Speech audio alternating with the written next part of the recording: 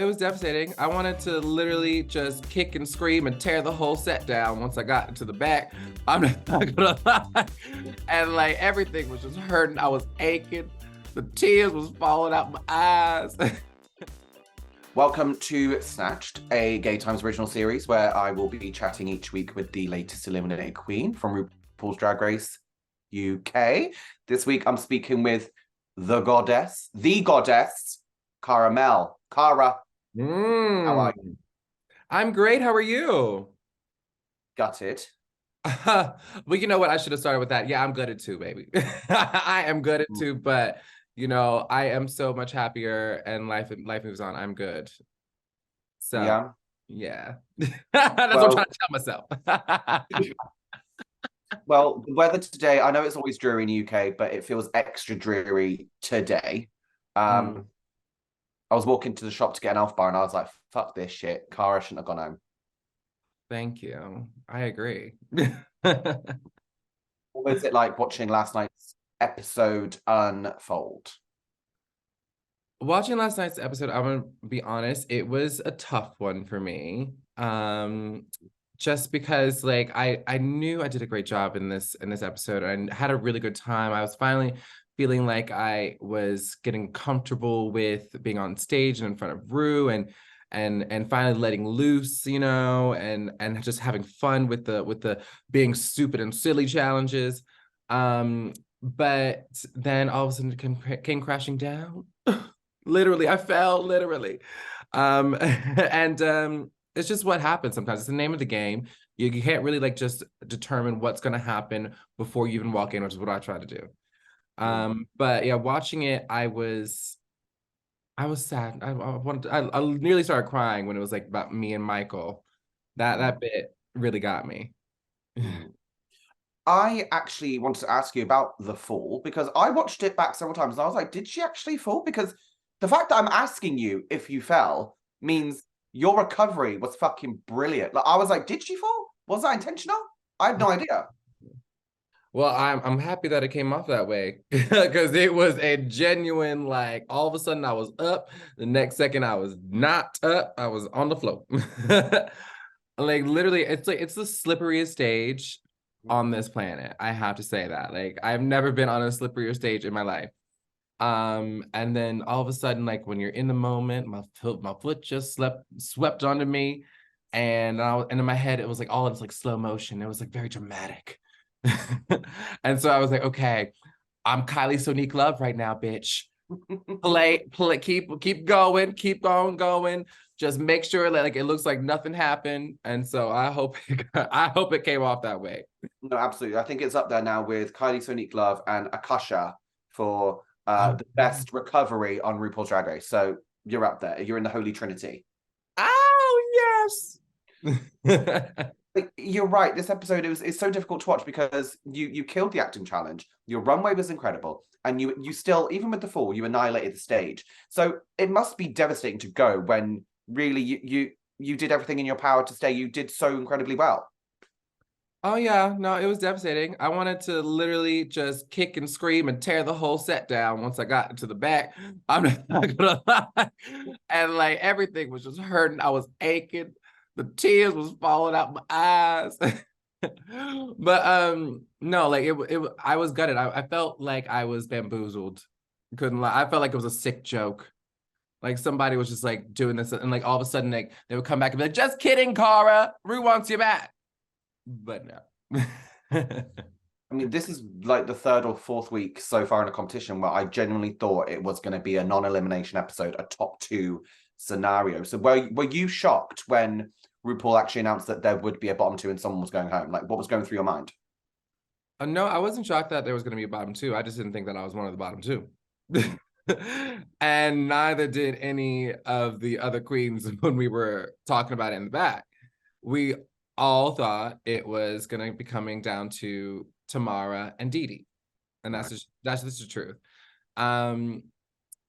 Because I don't know, we all did really well. So it is hard to determine from that. But yeah, I did not think it was me. And it definitely was still, I don't think it was my time. Like I do hate to play favorites when I'm doing these interviews, but I agree. I do not think that that should have been the bottom two. I don't think it. I don't think that's no. You're like, nope, but accept it. Absolutely not. Absolutely not. Fans are understandably going feral on the social medias. How does it feel to have that support from them? Well, I mean, thank God. I mean, it would be awful to be one of those queens that all of a sudden you're like gone and like people are like, yes. But no, it feels really good to have people like come supporting me, and literally all the girls showed up last night just in support of me. And just to have people like backing me up it feels really good. Because like you get a lot of hate like being one of these like rude girls, you know, you get a lot of those like awful messages, but when you finally get those like outpour of love, it makes it all worth it. Has the response been unanimously positive so far throughout this whole experience? Yeah, I would say not unanimously, 100% no. I don't know why I said that. That's quite daft. We know what these fans are like. Yeah, so the fans can be quite brutal sometimes. Like anytime you get into a fight, someone like one of the other queen's fans is gonna come straight for the jugular. The little trolls, we love them. They need to stay under their bridges. But yeah, I've tried to learn to ignore the negative messages because it's not gonna like help me in the long run. So No. Speaking of drama, earlier in the episode, you were flabbergasted by Vicky's mirror message. Do you think it was about you still, or do you know if it was about you? Have you had any tea since? aha! I have had some tea since, okay. And some tea during as well, to be honest. Because obviously Miss Dee Delicious, she was stirring that pot. But I literally did think it was about me 100%, because there was a moment actually in the workroom where I do remember hearing like from afar, because I'm a loud girl. I scream. From watching this, I can tell I need to stop screaming so much. But yeah, there was a moment in the workroom where like I think like a sewing needle got stuck up my bum. I'm not even kidding you. Like an actual sewing needle got stuck in my booty cheek. I'm screaming, okay? And then Vicky's talking, like having her chat about, you know, her life and all that. She gets annoyed. And she's like, oh, like she's just so loud. Which I'm like, true. I mean, when you suffer a serious injury like that, yeah, of course you're gonna fucking scream. I was turned into a fucking voodoo doll in front of everybody's eyes. So is this the curse of Ginger Johnson after the story she told with the sewing, well, the pins going down her throat? Was this related? Oh, you think Ginger Johnson? What's her name? You think Ginger Johnson put the roots on me, baby? I don't know. I'll have to ask her when I do my next interview with her. I'll get But have you had a post-show chat with Vicky about that message? Or No. is me stirring the pot? But I need to know. No, I ain't chatted with her about it. I don't think there's any reason to, because I don't think that she's gonna see it my way. So, and plus, actually, no, I did chat to her about it and like trying to figure out who she was talking about, and she wasn't talking about me. That's what she said. However, I think she was. I still think she was, but well, you'll see how it unfolds later. Okay. Okay. Mm. See how it unfolds later. Okay, I'm perched. I'm perched. And it does unfold, baby. Trust and believe. Well, there was a bit of conflama between you, Banksy, and Vicky in that now infamous, iconic, untucked sequence. Yeah. I've heard both sides now, from Banksy, who maintains that she was thrown under the bus, and Vicky, who maintains that this just wasn't true. Now that you've watched the episode back, what do you feel about the situation? Well, I'm gonna maintain that I personally was not throwing her under the bus. When I spoke on there were lines missed, that's all I said, that there were lines missed. I wasn't speaking just about her. Yes, she did miss a line and she did blank, and I had to help her get back on her like mind track, okay? That did happen on stage. And then but also Vicki missed lines and I missed lines, okay? So what I said on the main stage was not singling her out anyway. It was actually directed towards all of us. I guess, in my opinion, we were all just as shit as each other. I love this whole situation. All right, it's given me early Drag Race where queens were just take no shit. I It mean, was given like Interior Illusions Lounge, wasn't it?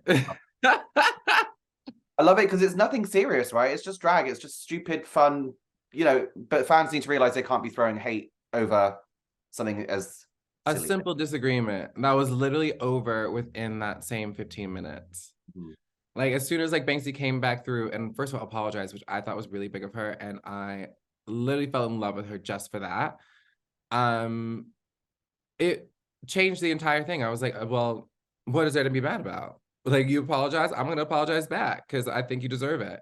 And I mean, watching it back, 100%, like I didn't like how we were going at each other, but we were in a pressure cooker, and I was a hormonal bitch. So I was like, if you want to give it, I'm gonna give it back. Let's go. Let's go, girl. Let's go. It made some wonderful TV though. So do you know what? I just love all of you for giving us that.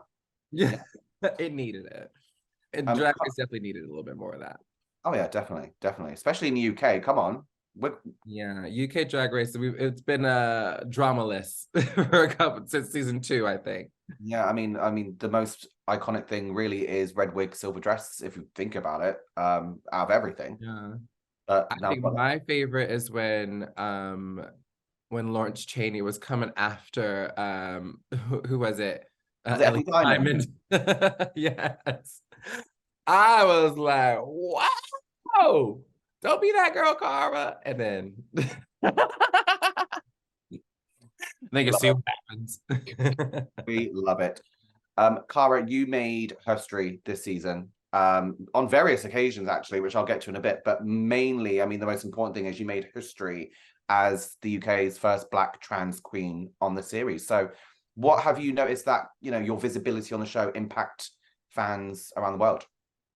um, I mean, like, honestly, I did not even think about the fact that I was like the first Black trans contestant on Drag Race UK.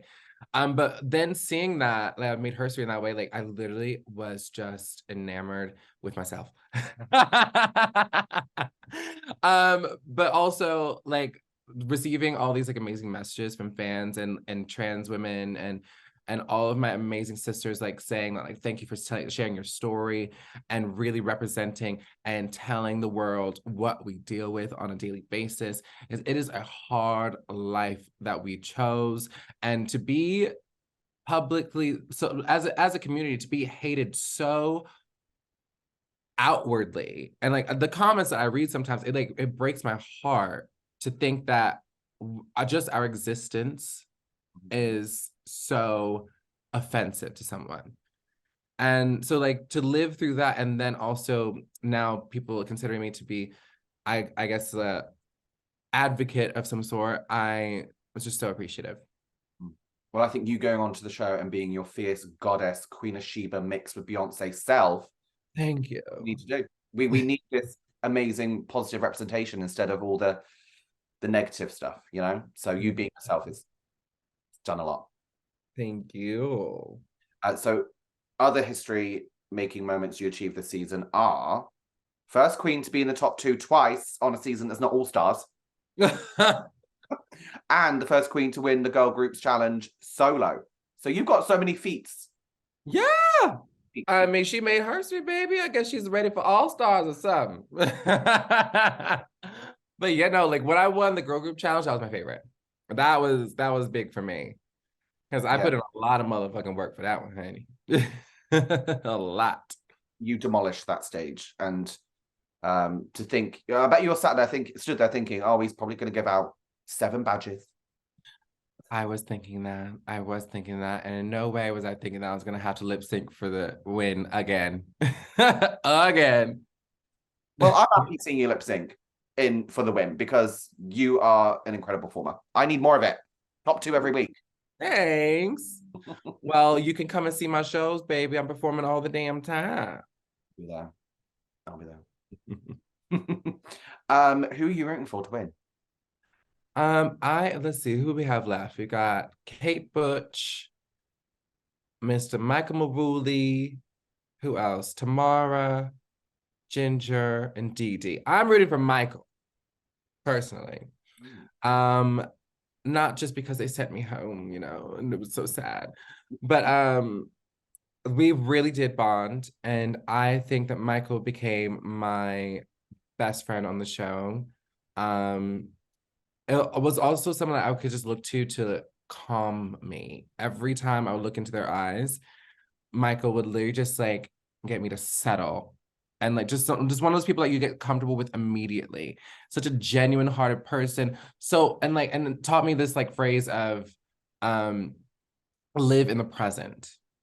And I'd never like really thought of life that way before. I would always like kind of live in the past and like dwell on things or just think about the future. But living in the present really did help me especially for that challenge. So yeah, I'm rooting for Michael, baby. Well, I'm rooting for the joint tour, the Mel Maruli tour. Oh, Mel Maruli. Finally, Cara, what is next for you? How are you going to demolish the industry after this? Well, I believe I've already been demolishing the industry, darling. I was actually in South Africa for a whole month. While this whole airing has been going down, I was filming a movie. I'm starring in a movie, darling. Can you tell me anything about it, or are you under? Absolutely, I can. All right. It's called Slay. Okay. The movie's called Slay. Obviously, you think Slay, drag queens, yes, Slay, House Down Mama, all that. It is a 4 drag queen girl group touring through the US, going to all the worst shitholes and that you could think of. But then they come across this one and that they're end up at the gig and it's a full-on dive bar with like the most straight homophobic crowd that you can think of. They end up doing the performance anyway, and then all of a sudden it's overrun by vampires.